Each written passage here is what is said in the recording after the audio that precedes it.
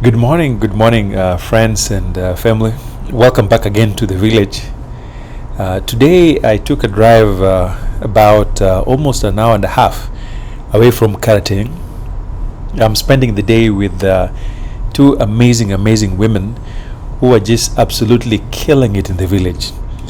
So, for the two of my viewers who don't know who these two women are, in the middle is Jael of the village, and then we have 60 Plus Life. This is Auntie Christine. She goes by the name 60 Plus Life. So they invited me to their home, spent quite a bit of time with them to talk about some really exciting things about the village. And so today I'm not in Karating. I'm in a place called Kabondo, and as you can tell, she really killed it in the kitchen. And we'll talk more about this in the next minute or so. But the main topic that I want to review today is the issue of retirement, especially things that we have to think about, those of us who live in the city and those of us who are coming at it from the diaspora. Now, Auntie Christine, who, as I said, goes by the name 60 Plus. Guys, please check her out. If you are one of my supporters, please make sure to go find her in her channel and subscribe to her channel. She is amazing. I'm only going to share some of what she talked about, but if you want to get the real scoop, please go to 60 Plus channel. I know everyone that watches me already know her, but if you're one of the only two people that don't know her, you got to check her out. So, Auntie Christine goes back and forth between the city and the village, and she's retired at this point and very distinguished. Even though she claims she is 60, I don't believe that. I think she must have retired early, probably in her 50s or something like that, because there's no way she's in her 60s. In fact, in Spanish, we simply say Antiña Coromo, meaning she's just killing it after retirement. She's an exceptionally warm woman. Welcomed us to our home. She fed us, and she had lots of wisdom. And by the way, if you didn't know, Aunt Christine is a vegetarian. And I'm not quite sure what that means, because I think it might mean different things to different people. But in her case, I think it means she mostly eats plants, maybe with a few exceptions like milk and probably eggs. And so I learned quite a bit about plant-based eating and things like that. It's something that excites me for personal reasons that I'll share in another video. So she's one person you could simply sit and listen to the whole day. I just wanted to sit the whole day and just listen to her, but unfortunately we didn't have that much time. So we talked about a lot of topics, including some of the things she wished she knew before retirement, things about health, being frugal with money, traveling, spending time with loved ones, and a lot of this actually she goes quite in depth in her channel, which is why I highly recommend you check her out.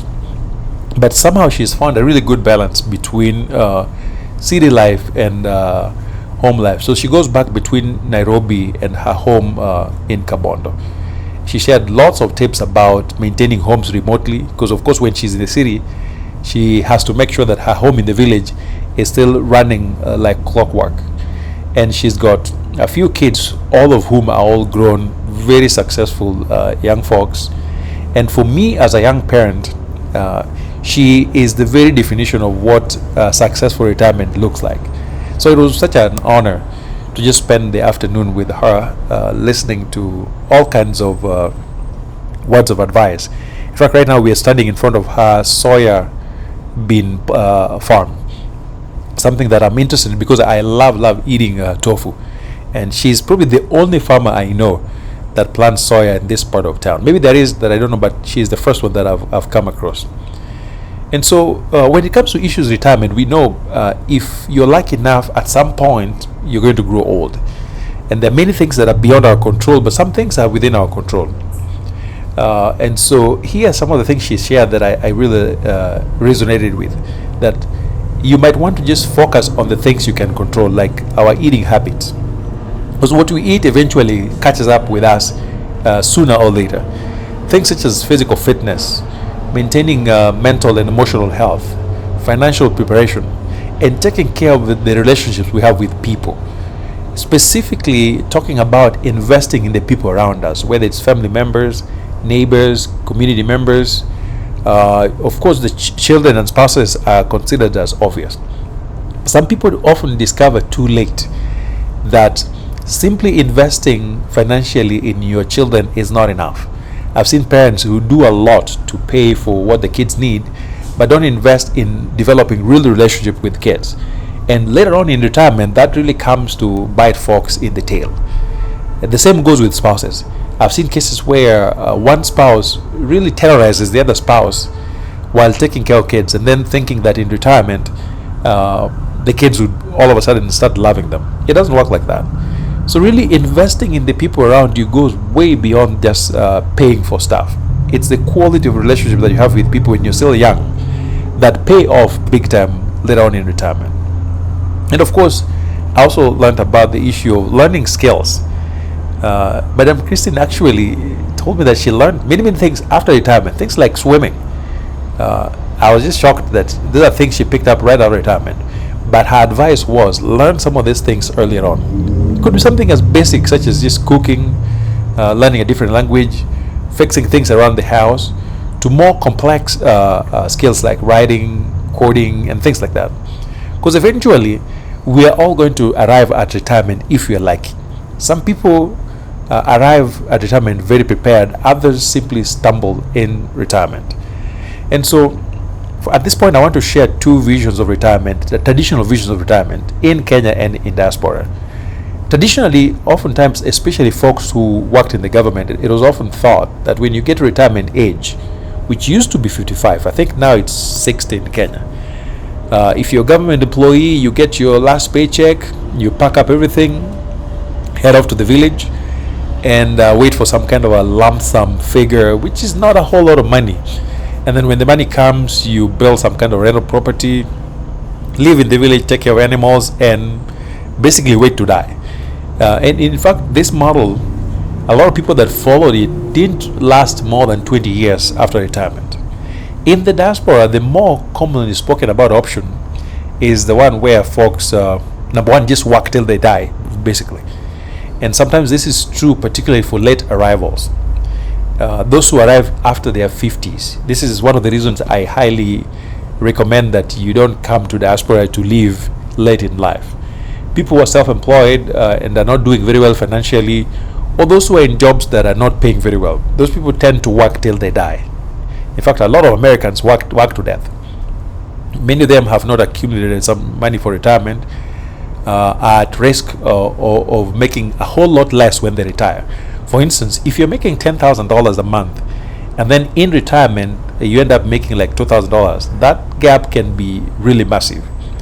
And of course, people who get kids later in life often have a much tougher time retiring because they still have responsibilities of raising those young ones. And then of course, when life events like divorce come in, that can change things. So again, in diaspora, many people just work till death. A lot of people retire early, especially those who've done really well. But others retire at the right age and are able to do things in diaspora, like taking care of their grandkids, traveling back and forth, going on cruises, and volunteering. Many options. So broadly speaking, there's a couple of options that folks need to think about. Number one, you could still retire early, especially if you've done well for yourself. If you've already found stuff that will keep you busy, or in unfortunate circumstances where people retire on medical reasons.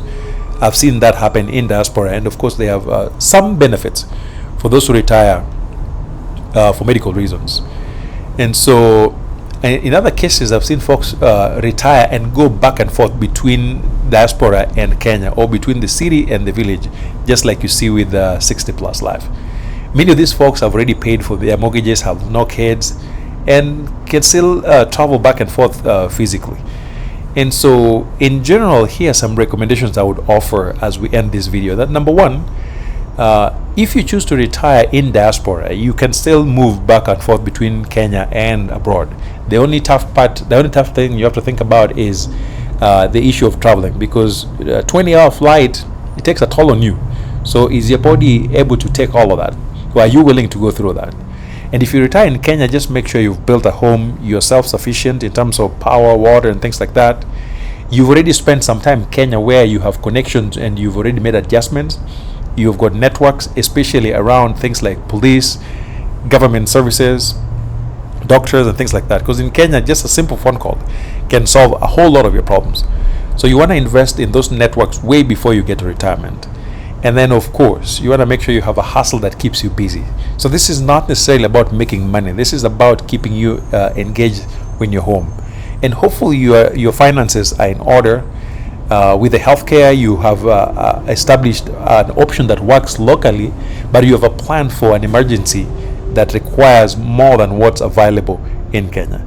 But most importantly, please invest in relationships. Invest in your kids, invest in the people around you. And this is not just about paying things. It's more about the quality of relationships. Well, I hope this was informative. If it was, please subscribe and I'll see you in the next. Thank you.